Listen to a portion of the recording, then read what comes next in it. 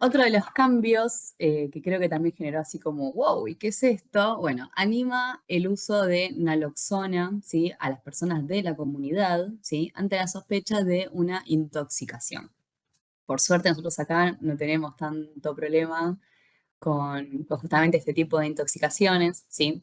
La naloxona es un antídoto, ¿sí? Para lo que es la intoxicación aguda por derivados de opiáceos, ¿sí? Desde morfina a fentanilo, oxicodona y demás. Esto viene obviamente un protocolo justamente más americano, ¿no? La American Heart, ¿sí? Ellos lamentablemente están teniendo mucho problema con este tipo de intoxicaciones. Esto ya es algo que se había empezado a proveer a la comunidad. Yo cuando lo vi, sinceramente, me quedé muy sorprendida. Tienen dispenser de naloxona. O sea, así como uno va y tiene un dispenser de una gaseosa en lata o tiene, no sé, chocolates, golosinas, bueno, ellos en ciertos lugares públicos tienen dispenser de naloxona. Entonces, como les digo, esta medicación funciona como antídoto, ¿sí? Para revertir lo que es la depresión del sistema nervioso central, que genera justamente una depresión respiratoria. En este caso, el RCP, digamos, vendría a ser más enfocado, no es que modifica, pero ese paro cardiorrespiratorio suele tener que ver con el origen justamente respiratorio, ¿sí? Estos fármacos obviamente son depresores del sistema nervioso central, deprimen tanto que justamente llegan a ser una parada respiratoria. Entonces, esta naloxona se incorpora para la comunidad, ¿sí? Nosotros en las ambulancias tenemos naloxona, lo utilizamos justamente cuando sospechamos de más, pero lo tenemos nosotros como dentro de lo que sería el protocolo de RCP avanzado. Bueno, en estas actualizaciones anima a que la comunidad, ante la sospecha de una intoxicación, utilice la naloxona de manera inmediata, ¿sí? Aplicada de manera intramuscular, que puede ser en el brazo, que puede ser en la pierna, pero anima a que la comunidad pueda utilizarla. Nosotros acá todavía no tenemos, esperemos no tener que llegar a tener esto distribuido por la comunidad, pero bueno, para los que leyeron y, wow, ¿qué onda con esto? Bueno, apunta a justamente esta consideración. Cuando hablamos del entrenamiento, sí que creo que esta es una otra parte muy importante a tener en cuenta, ¿sí? Entrenamiento con retroalimentación, ¿sí? ¿A qué apuntamos con esto? Bueno, siempre que podamos dar cursos de RCP a la comunidad, tratemos de utilizar, o por lo menos hacerlo un poco manual nosotros incluso, ¿sí? De que estos dispositivos o esta manera de llevar adelante la simulación sea con un feedback con el participante, ¿sí? Sabemos que muchas veces, por el hecho de que los maniquís son costosos o muchas veces no se tiene acceso, ¿sí? Damos charlas de manera más teóricas, ¿sí? No es que está mal, ¿sí? Pero obviamente no va a tener la misma eficacia y la misma seguridad la persona en llevarlo a cabo cuando pasó su cuerpo por el simulador. Hay algunos simuladores que incluso vienen instalados, ¿sí? Como si fuera un software que uno descarga una aplicación en el teléfono y te marca, bueno, la compresión, qué tan profunda está siendo, ¿sí? Qué tan efectiva se está logrando que sea esta compresión. No tenemos estos dispositivos porque no tenemos esta tecnología. Bueno, vamos a ir a lo más básico. Usemos un metrónomo, ¿sí? Yo, por ejemplo, tengo en el celular una aplicación instalada que es un metrónomo. Además de que porque mi otra personalidad hace percusión, la personalidad que da cursos de RCP justamente utiliza un metrónomo. Tac, tac, tac, tac, tac, tac, tac, tac. Va a ser lo más adecuado para que esa persona mecanice el ritmo. Obviamente que utilizamos a los VGs, utilizamos la Macarena, obviamente que la idea del curso es que sea algo dinámico, que no sea aburrido, que la persona se pueda reír mientras está aprendiendo todo esto que es tan trágico, ¿no? Pero cuando hacemos la parte práctica, además de poner las canciones de fondo, se recomienda esto, ¿no? Que haya un metrónomo, que podamos hacer un par de compresiones de manera sostenida. Muchas veces las personas por vergüenza o por timidez no se animan a pasar por el maniquí o hacen un par de compresiones y bueno, listo, ya está, reemplazame. Bueno, mecanicemos ese movimiento, ¿sí? Mecanicemos qué es lo que yo tengo que hacer con esta persona, ¿sí? ¿Cómo me posiciono? Y ahí entra justamente el último ítem de lo que sería esta parte de la comunidad, ¿sí? Con todo esto estamos hablando de adultos, el posicionamiento del rescatador. eh, Se va a recomendar y se hace como más hincapié en ambas rodillas en el piso, mis rodillas mínimo en un ancho de hombros, ¿sí? Quizás hasta incluso un poquito más, depende de la contextura física, ¿sí? Las personas que son muy altas, que tienen como 1,5 metros de pierna, probablemente se ajusten un poco mejor, ¿sí? Tengan que abrir un poco más las rodillas, pero hace mucho hincapié en que mis rodillas tienen que quedar aproximadamente en el tórax, ¿sí? De esa víctima, ¿sí? Desde el hombro hasta lo que sería la cintura o la cadera de la persona, ¿sí? Que yo me posicione haciendo las compresiones justamente mucho más corrida, mucho más para el lado de la cadera, o incluso, como hemos visto muchas veces en las películas, que me posicione de frente, ¿sí? Disminuye mucho la calidad de lo que es la compresión, ¿sí? Entonces, recordemos cuando estamos haciendo el entrenamiento, la posición de las manos, ¿sí? Yo siempre les digo, acá les termino de romper un montón de películas. ¿Cuántas veces vemos y todavía sostenemos, ¿no? El RCP con las palmas en esta posición? Tengo un punto de fuerza, otro punto de fuerza, y verdaderamente ahí tengo más riesgo de romper costillas. Siempre explicamos de que esto puede suceder de todas maneras, pero bueno, cuanto mejor coloque las manos y mejor me posicione yo para hacer las compresiones, va a haber menor riesgo de que esto suceda. Entonces, entrelazamos una mano sobre la otra, ¿sí? Utilizamos el talón de la mano hábil o la mano con la que escribo, utilizamos esta porcioncita justamente del esternón para poder apoyar ese talón de la mano, la otra mano va por arriba, entrelazamos los dedos, trabamos los codos, ¿sí? Creo que las películas nos meten el 9-11 y que el RCP se hace con los codos flexionados como si fueran flexiones de brazos. Eso es creo que hay algo que hay que desterrarlo, básicamente. Los codos bien extendidos y que la fuerza yo la hago con el peso de mi cuerpo. No hago compresiones de brazos, ¿sí?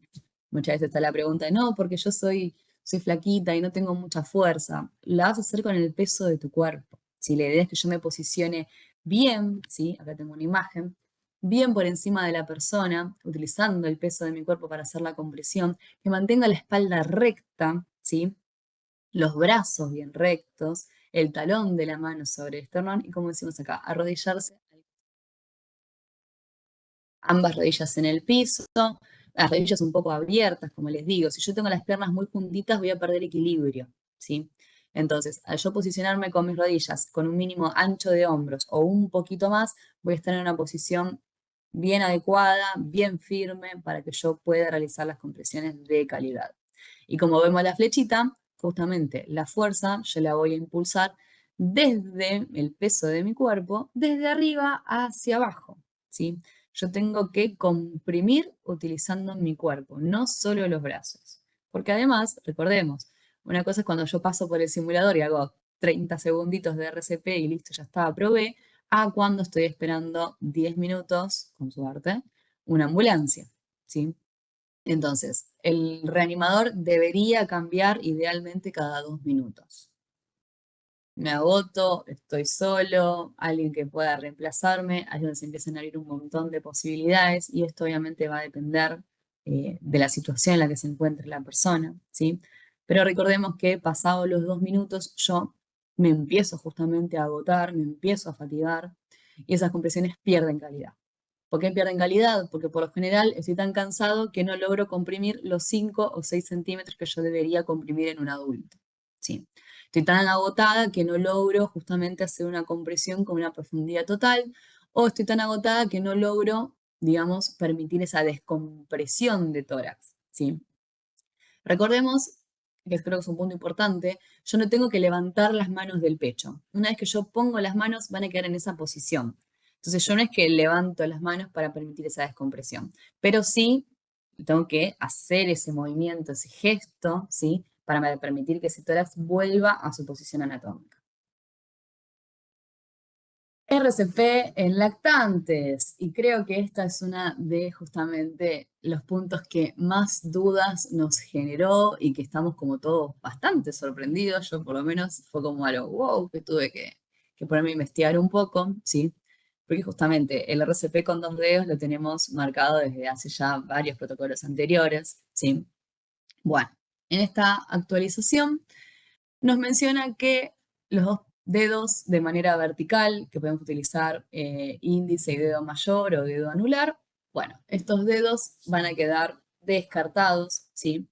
En lo que son los reanimadores, para lo que es la reanimación de lactantes, vamos a utilizar ambos pulgares o una sola mano, ¿sí?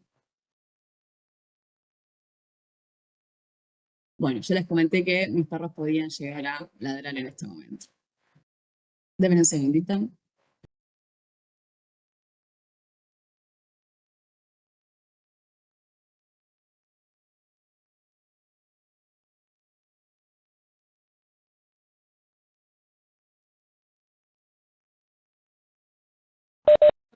Ale, no se te escucha.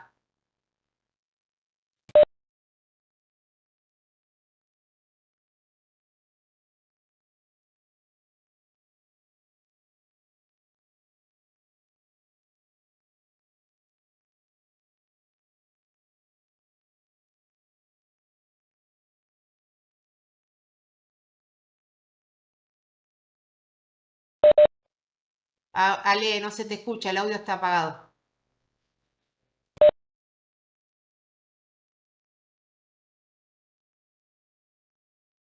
Ahí va. Sí, les pido disculpas. Tengo que hacer un trabajo acá en casa y bueno, era por el horario y demás, y los perros. Guau, guau, guau, guau, guau, guau. Así que pausé un segundo para que no se coman todo ese ruido. Em, Retomando, cuando hablamos justamente de lo que es lo que sería la reanimación en los lactantes, va a priorizar lo que va a ser la compresión con ambos pulgares, ¿sí? Esto es algo que tiene como consideración el tamaño de ese lactante, ¿sí? Siempre se dijo que consideramos lactante desde el nacimiento hasta aproximadamente el año, ¿sí? Luego, ya después del año, pasábamos a lo que era la reanimación, ¿sí? Con una sola mano, ¿sí? En la misma posición que del adulto, pero utilizando solamente una palma de la mano.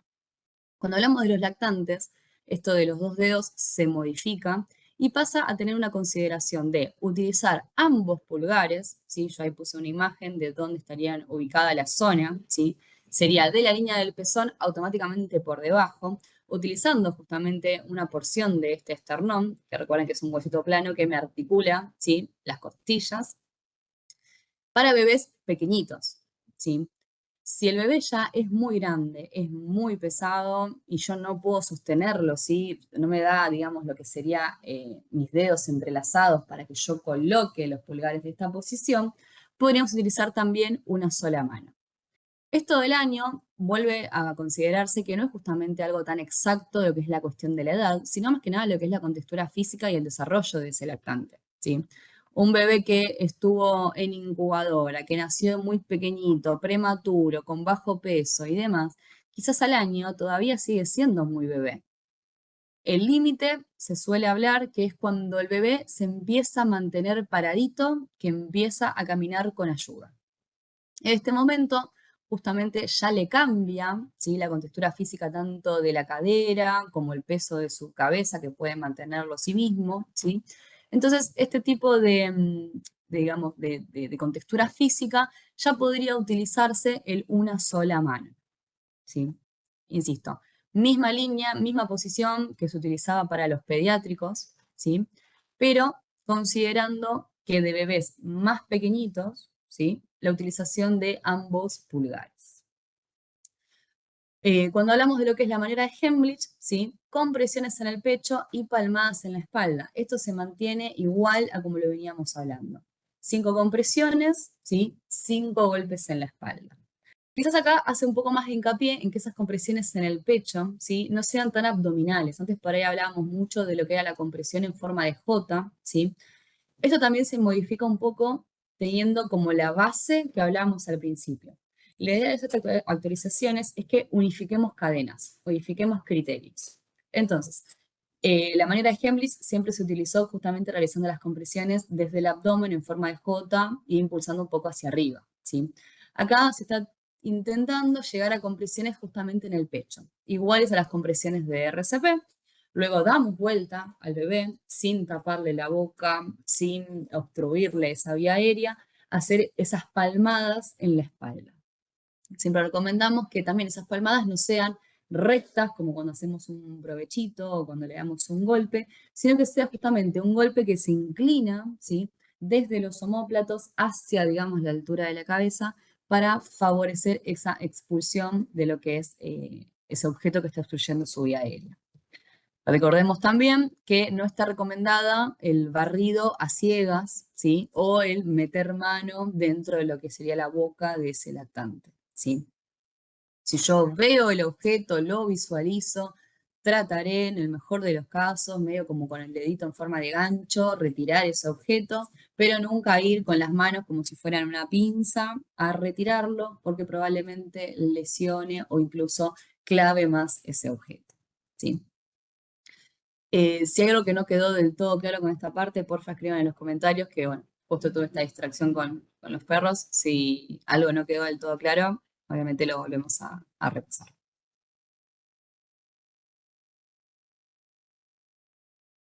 Lo tengo como medio olvidado yo, Mari, no sé si vos lo ves bien. Ahí va, desfibrilación. Bien, como les comentaba, en lo que es la actualización, ¿sí? De la desfibrilación, habla más que nada para lo que es el protocolo de RCP avanzado, ¿sí? Se está hablando desde doble desfibrilación, con doble, justamente, con parche y con DEA, con paletas, que sí o que no, ¿sí? Para lo que es el RCP de la comunidad, ¿sí? Se va a manejar los mismos lineamientos, ¿sí? Que yo utilice los parches en el torso desnudo de la persona, bien adheridos sobre la piel, ¿sí? Sobre el cuerpo de la persona. Hace hincapié en personas mojadas, ¿sí? Recordemos que el desfibrilador no maneja energía netamente eléctrica, pero sí maneja joules, ¿sí? Y obviamente que somos conductores. Entonces, obviamente tener atención y tener cuidado con una persona que esté mojada. Los parches son autoadhesivos, tienen como un pegamento, como si fueran un contact. Si la persona está mojada, probablemente no puedan adherirse bien y esto me puede modificar lo que es la lectura. Mismo así, yo no debería utilizar el DEA bajo la lluvia, no debería utilizar el DEA en una superficie que esté mojada y mismo tener en cuenta que si yo estoy arrodillada al costado de la persona sobre el mismo charco de agua, estoy justamente en un campo de conducción, ¿sí? Entonces, tener en cuenta la utilización de los parches, otro que siempre mencionamos, el tema del vello, ¿sí? El DEA debería venir con un paño para secar a la persona, debería venir con una tijera en el caso que tenga que cortar ropa, y debería venir con una Gillette, ¿sí? Una maquinita de afeitar para poder rasurar ese pecho, ¿sí? Verdaderamente, en mi opinión, nunca me pasó tener que depilar a alguien en el momento de la reanimación, pero esto puede suceder. Y si yo me encuentro con un tórax con mucho vello, el hecho de que yo pegue el parche y que me atrase lo que es la lectura o que me haga una mala lectura, estoy retrasando el tratamiento sin que sabemos de lo importante que es la desfibrilación, una fibrilación ventricular, una taquicardia ventricular sin pulso, que son justamente dos de los ritmos de paro que se pueden revertir ante esta descarga, ¿sí? La posición de los lactantes suele ser una en el pecho, como vemos en la imagen, y la otra justamente en la parte de la espalda entre los omóplatos. Hago una aclaración, una consideración ahí que puse de fibrilación en mujeres, ¿sí? Porque verdaderamente es algo que me dolió un poco, por así decirlo, ¿sí? Estadísticamente las mujeres tenemos menor tasa de desfibrilación obviamente, en lugares de público acceso, en vía pública, de reanimaciones justamente hechas por la comunidad. Y esto viene justamente del pudor, ¿sí? Del miedo y de por ahí el que, uy, no, porque por ahí quedo involucrado y porque por ahí después me dicen, volvemos a lo mismo. Hablemos de la parte legal. Ninguna persona va a tener alguna implicación legal por hacer el RCP y justamente si la desfibrilación es uno de los tratamientos que puede hacer que esta persona salga de ese paro cardíaco lo antes posible, tenemos que hacer la desfibrilación lo antes posible también. Yo inicio las compresiones inmediatamente en cuanto pueda y en cuanto llega ese desfibrilador, también lo tengo que utilizar lo antes posible. Me haga descarga o no me haga descarga, que también es algo importante aclararle a la comunidad, hay dos situaciones en las cuales el desfibrilador no va a hacerle descarga. en una actividad eléctrica sin pulso o en una asistolia, el DEA no me va a habilitar que haga la descarga. Y eso es lo que está bueno que se lo expliquemos a la comunidad. La persona puede entender que pegó mal los parches, que este aparato no funciona, o querer apretar el botón de descarga, ¿sí? Y sabemos que si el DEA no encuentra un ritmo que sea desfibrilable, no me va a indicar ninguna descarga. Por ende, el DEA es importante que lo utilicemos lo antes posible. Como les digo, personalmente me dolió que mi género reciba justamente menos descargas, menos utilización de DEA en la vía pública, por simplemente el hecho de exponer, ¿sí?, lo que sería tanto corpiño como el pecho. Si yo puedo justamente ajustar, es decir, son los prejuicios del sexo, tal cual, Eduardo. Si yo puedo levantar la tirita del corpiño y pegar el parche por debajo y el otro hago lo mismo, yo podría hacer una desfibrilación sin tener que descubrir totalmente la intimidad de la persona. Ahora, no puedo hacerlo, prioricemos la vida, ¿sí? Prioricemos la posibilidad de sobrevida que va a tener esa mujer por el hecho de que le hagamos la desfibrilación. ¿Tenemos miedo por el pudor, por las fotos, el contenido que se pueda estar filmando o lo que sea? Bueno, veremos cómo podemos asegurar esa escena, desde pedirle a los testigos que hagan, como se hace, por ejemplo, en los partidos, una, digamos, un cerco de personas dadas vuelta, tapando o poniendo alguna campera, o vemos cómo podemos asegurar esa escena, ¿sí? Para justamente poder hacer una desfibrilación, que es algo que va a sacar a la persona de ese paro cardíaco, ¿sí? Es uno de los tratamientos justamente precoces que tenemos que llevar a cabo en la escena, ¿sí? Recordemos que el DEA no se apaga, no se desconecta, los parches quedan puestos en la persona, porque cada 2 minutos va a volver a hacer ese análisis. Y puede ser que cada 2 minutos me indique descargas, como puede ser que nunca me las indique. Justamente depende el tipo de arritmia que esté teniendo esta persona, ¿sí? Pero si tengo a la persona en un ritmo desfibrilable y por no animarme a utilizar el DEA, por no animarme a colocarlo, por cuidar la intimidad y demás, ese corazón se empieza a apagar.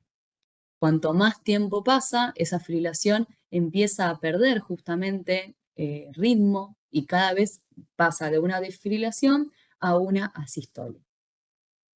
Sabemos que la asistolia la podemos justamente estimular a través de la adrenalina y antiarrítmicos, pero si yo tengo ya ese corazón en esa capacidad, en ese estado de poder recibir una descarga, va a ser importantísimo que yo me anime a utilizar ese desfibrilador. Como bien dijeron, sin consideraciones y sin tener miedos y prejuicios, ¿sí? Insisto, esta cadena apunta a unificar, ¿sí?, a tener mucha participación de la comunidad y que esos minutos vitales justamente son claves, ¿sí? Maniobra de Hemlich, y acá creo que es otra de las cosas que han generado muchísima controversia y dijimos, wow, nos pasamos años enseñándole a la comunidad que ya no le golpeamos el pecho a la persona, el pecho, perdón, no le golpeábamos la espalda, que ya no hacíamos el San Blas, ni nada de todo eso.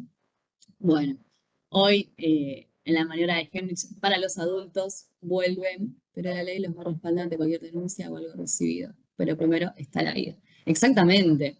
Insisto, el protocolo está contemplado que la persona actuó en base al protocolo, ¿sí? Dice, actuado de acuerdo a las disposiciones de la presente ley. Entonces, el protocolo contempla el uso de un desfibrilador. Si hay un desfibrilador en un espacio justamente que está cardioprotegido, se entiende que si yo tengo un aparato que vale una millonada de dinero, bueno, tengo que tener la correspondiente capacitación para las personas de ese lugar, ya sea un club, un colegio, una estación, lo que sea, ¿sí? Pero bueno, quizás alguien que tomó un curso en la comunidad y justo estaba en ese lugar y justo vio ese desfibrilador, tiene esas dudas, ¿sí? Eh, bueno, como bien dijo acá el comentario, justamente apunta a eso. La ley en todo caso va a responder por nosotros, porque están escritos los protocolos y contempla que hagamos la desfibrilación en el lugar. ¿Sí? Incluso pensémoslo con la otra vuelta. Había un desfibrilador y no se utilizó por miedo. Se nos caen todos los papeles. Entonces, volviendo a lo que sería la maniobra de Heimlich, ¿sí? Adultos conscientes, alternar entre 5 palmadas en la espalda y 5 compresiones abdominales, ¿sí? Insisto, creo que esto es algo que yo el año que viene cuando vuelva a los cursos presenciales voy a tener que decir, bueno, ¿vieron todo lo que decíamos que ya no se hacía y demás? Bueno, volvemos para atrás, volvamos a hacer los golpes en la espalda, ¿sí? Importante, ¿sí? Que estos golpes volvieron con esto de unificar los criterios, unificar las cadenas, ¿sí? Entonces, está bien que yo le haga justamente unas palmadas con esa intención de favorecer, ¿sí? Esa compresión abdominal y que la persona haga como esa arcada, digamos, ¿sí? De manera artificial en la cual yo la estoy ayudando, ¿sí? Pero que esas palmadas en la espalda justamente no sean como las que nos han pegado a todos alguna vez, que parece que decís, ¿me querés ayudar o me estás queriendo lesionar algo? ¿Sí? Ojo con esos tíos que por ahí no les tenemos tanto cariño ahora que se vienen las fiestas. No vamos a hacer unas palmadas de una manera justamente muy brusca, ¿sí? Son justamente 5 palmadas como para apoyar, ¿sí? A esa arcada, a esa intención, ¿sí? No necesariamente la persona termine devolviendo contenido de estomacal o que termine vomitando, pero sí va a favorecer a que ese objeto se acomode, ¿sí? Y sea expulsado o mismo con la salivación pueda justamente continuar con el recorrido que tendría que estar haciendo, ¿sí? Así que otra de las cosas que justamente han vuelto es esto, las 5 palmadas en la espalda y las 5 compresiones abdominales, ¿sí? Para los lactantes, como dijimos, también se va a mantener, para los pediátricos también se va a mantener. En los pediátricos siempre tengamos la consideración, ¿sí? De arrodillarme o colocarme a la altura, ¿sí? Un error muy frecuente es que yo intente hacerle las compresiones a los pediátricos de 4, 5, 6 añitos que son más bajitos, ¿sí? Que yo le haga la parado muchas veces implica a que le estoy haciendo upa a la criatura, ¿sí? Las compresiones tienen que ser justamente apoyándome sobre mi cuerpo. Si el nene es muy bajito, me voy a arrodillar y voy a hacer las compresiones utilizando justamente mi cuerpo como esa base o superficie rígida para yo lograr hacer una compresión abdominal de calidad, ¿sí? En conclusión, creo que para ir finalizando, ¿sí? Obviamente, insisto y repito, si quedó alguna duda o quieren comentar algo, ahora vamos a hacer unos minutitos incluso si quieren de micrófono y hablar un poco.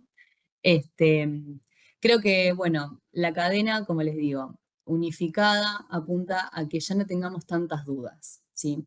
Sepamos qué es lo importante que estamos haciendo acá, ¿sí? Que a esa persona le saquemos esos mitos, le saquemos esos miedos, ¿sí?